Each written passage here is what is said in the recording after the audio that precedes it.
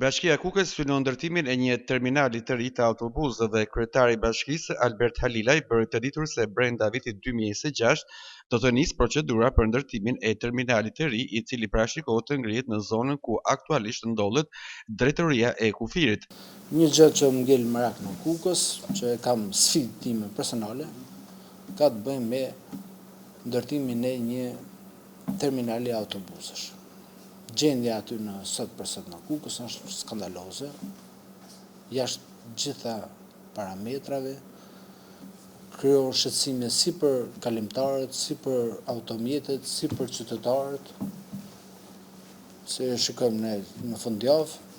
Unë do bëj çmos që ky të paktën brenda 2026 të kalojë si procedurë që terminali i autobusave të vendoset tek drejtoria e kufirit në aktualisht ku ndodhet dhe ajo të transferohet te zyrat e aeroportit të Kukësit. Kryebashkiaku Halilaj pohoi se bashkia do të aplikojë për kalimin e pronësisë të saj të Truallit, ku ndodhet drejtoria e kufirit, me qëllim realizimin e këtij projekti. Ne do të aplikojmë për që kjo pronë e drejtorisë kufirit të kalojë bashkisë me vendim Këshillit të Ministrave.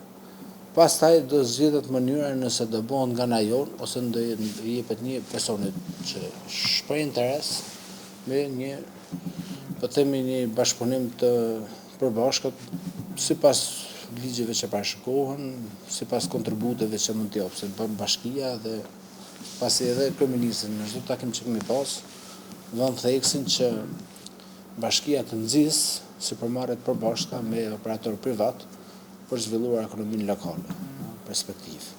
Sipas tij, ndërtimi i terminalit do të sjellë formalizimin e plotë të transportit të udhëtarëve. Do formalizohen gjitha dhe është zgjidhja më e mirë tek drejtoria e kufirit, pasi ka gjithë akses dalje si për Tiranë, për Kosovë, brenda hyrjen e Kukësit, edhe në atë pjesën e trotuarit nga rreth rrotullimit të Ujësillçit do ndërhyjet nga bashkia.